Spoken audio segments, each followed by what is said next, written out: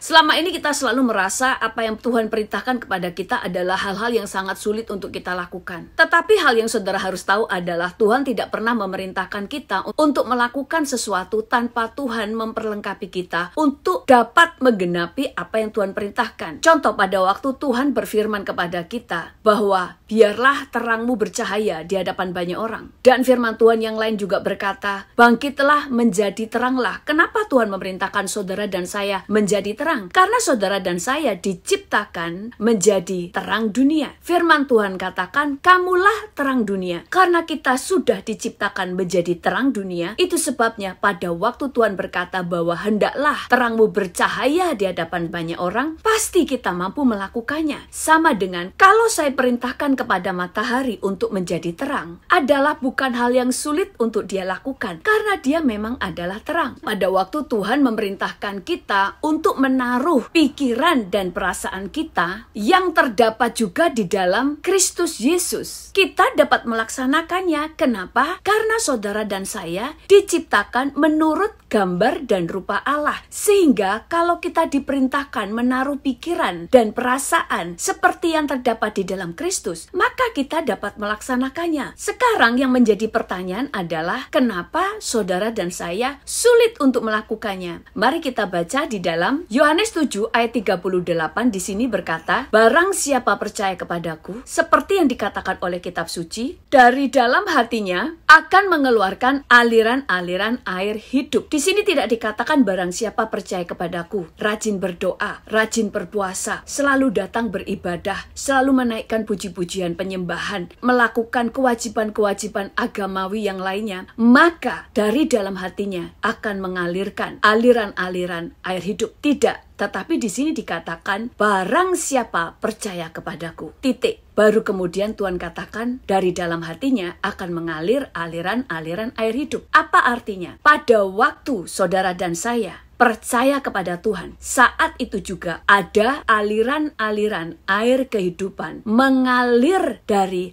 hati saudara. Jadi, kalau saat ini saudara diperintahkan untuk dapat mengalirkan air kehidupan bagi banyak orang, kira-kira bisakah saudara melakukannya? Bisa. Mengalirkan air kehidupan artinya dimanapun kita pergi, kita bisa memberikan kehidupan bagi banyak orang. Orang yang putus asa menemukan pengharapan. Orang-orang yang terikat mengalami kelepasan. Orang-orang yang sudah kehilangan harapan menemukan harapannya kembali. Karena air membuat pohon yang layu menjadi segar kembali. Demikian juga air menjadikan manusia yang sudah lemah, dehidrasi, bisa segar kembali. Demikian juga dengan air kehidupan yang mengalir dari hidup kita. Yohanes 4 ayat 14 berkata, tetapi barang siapa minum air yang akan kuberikan kepadanya, ia tidak akan haus untuk selama-lamanya.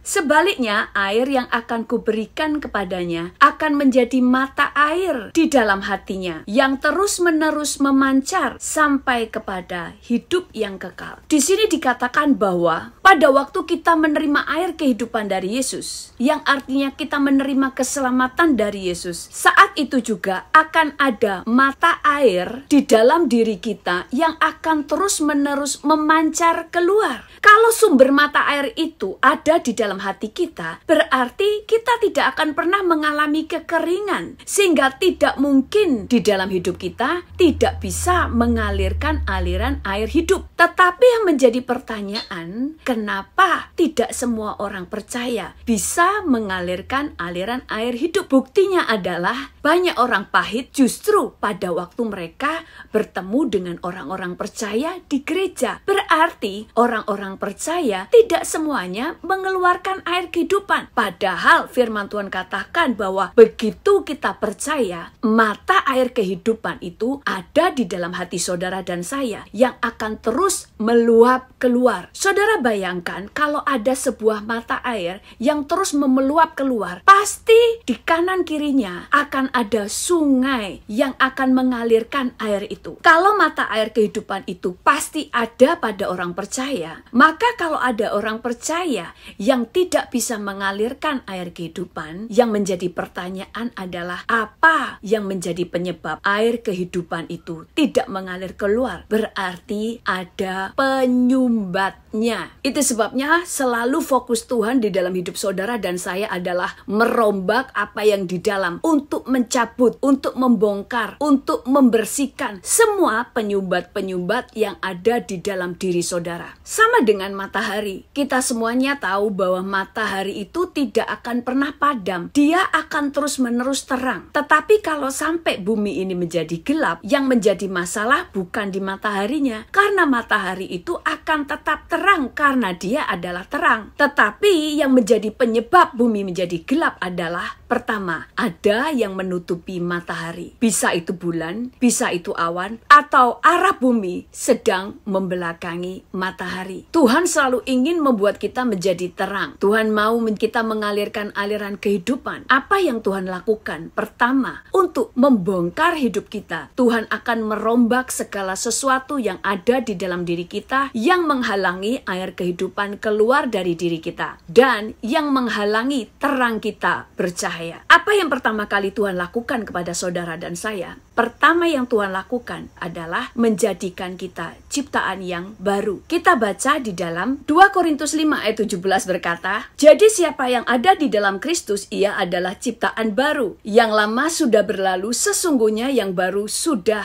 datang." Menjadi ciptaan baru adalah kita dikembalikan menjadi manusia seperti yang Tuhan rancangkan mula-mula. Kenapa kita menjadi ciptaan yang baru? Pada awal Tuhan menciptakan manusia. Firman Tuhan katakan bahwa kita diciptakan menurut gambar dan rupa Allah. Jadi kita sangat mirip dengan Allah. Kedua, pada waktu Tuhan menciptakan manusia, firman Tuhan berkata, sungguh amat baik. Jadi kita diciptakan sungguh amat baik dan kita diciptakan sangat mirip dengan Allah. Tetapi pada waktu manusia jatuh ke dalam dosa, ada yang rusak dalam diri manusia. Ada yang retak, ada yang cacat. Ada kesaksian, ada seorang perempuan yang sangat membenci semua pria yang ada di muka bumi. Karena sejak dari kecil, dia punya ayah yang selalu menganiaya ibunya dan dia. Dia adalah anak satu-satunya. Pernah pada waktu dia menginjak remaja, ayahnya masuk kamarnya dan berusaha untuk memperkosanya. Tetapi anak ini berhasil melawan ayahnya dan bisa melarikan diri. Sehingga sejak itu, setiap kali dia tidur, dia selalu menyediakan beberapa pisau di tempat tidurnya. Karena dia berpikir kalau bapaknya akan memperkosa, dia akan membunuh bapaknya. Sejak itu dia menjadi orang yang penuh dengan kepahitan. Dia kalau bertengkar dengan orang, apa saja dia bisa lempar. Dia sangat puas kalau dia melihat musuhnya sampai berdarah-darah dan kesakitan. Kalau ketemu batu, dia akan lemparkan batu. Kalau dia ketemu kursi, dia akan lemparkan kursi. Bahkan kalau ada pisau pun, dia pasti akan lemparkan pisau kepada orang itu. Dia menjadi seorang pemberontak dan selalu membuat masalah dimanapun. Sampai suatu saat pada waktu dia mengenal Tuhan dan dia berdoa, dia lelah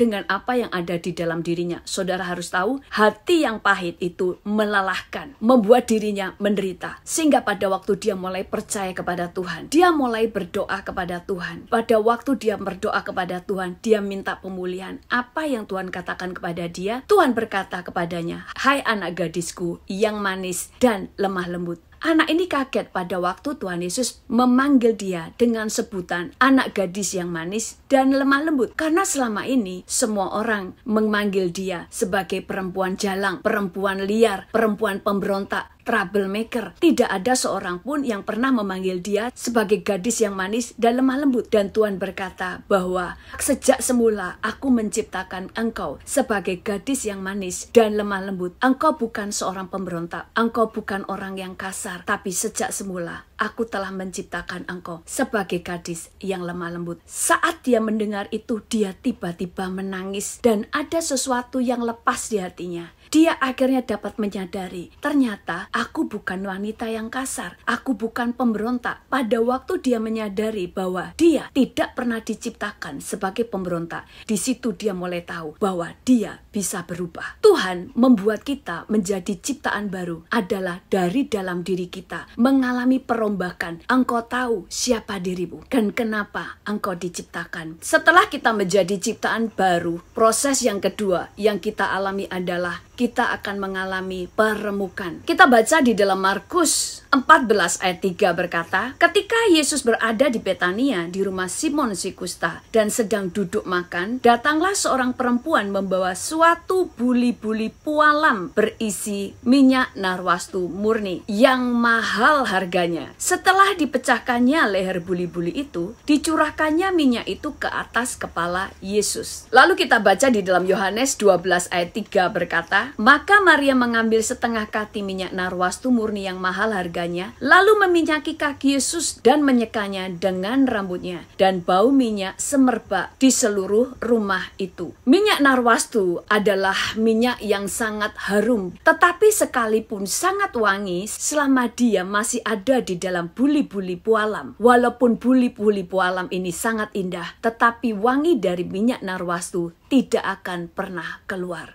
Setelah batu pualam yang membungkus minyak narwastu dipecahkan, baru wanginya semerbak sampai ke seluruh ruangan. Walaupun minyak itu hanya dicurahkan pada kaki Yesus, tetapi yang menikmati wanginya adalah semua orang yang ada di rumah itu. Demikian juga dengan hidup kita. Apa saja sih batu pualam atau penyumbat-penyumbat yang menghalangi pancaran air kehidupan kita mengalir keluar? Yang pertama, pride kita, kesombongan kita, keangkuhan kita, kebanggaan pribadi kita. Yang kedua adalah kepahitan. Hati yang pahit adalah penyumbat. Yang ketiga adalah duka cita yang terlalu dalam. Yang keempat, trauma, rasa bersalah, perasaan minder, perasaan terintimidasi, kutuk, segala macam ikatan dosa, juga kemarahan dan pemberontakan. Hal-hal inilah yang menjadi penyumbat-penyumbat di dalam jiwa kita yang membuat aliran kehidupan dari roh kita tidak bisa mengalir keluar.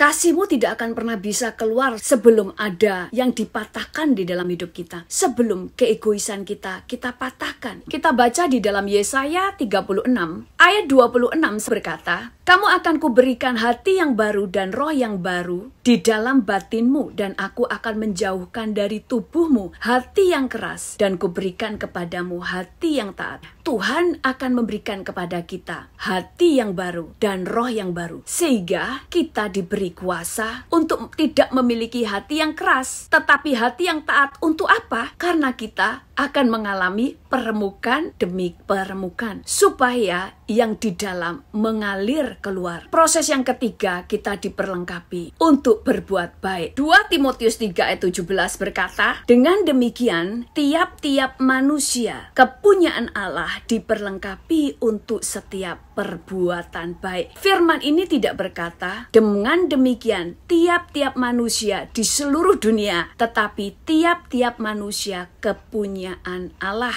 diperlengkapi untuk setiap perbuatan baik. Tuhan tidak pernah memerintahkan saudara dan saya melakukan segala sesuatu tanpa Tuhan memperlengkapi kita dengan kuasa untuk dapat menggenapi perintahnya. Yang kita pelajari di sini, pada waktu kita menjadi ciptaan baru, ada mata air sumber kehidupan di dalam diri kita. Tetapi sama dengan minyak narwastu, sewangi apapun minyak itu, selama dia masih ada di dalam buli-buli pualam, walaupun buli-buli pualam ini sangat indah, tetapi wangi dari minyak narwastu tidak akan pernah keluar. Pada waktu leher dari buli-buli minyak narwastu itu dipecahkan, baru wanginya dapat dinikmati banyak orang. Tuhan Yesus memberkati.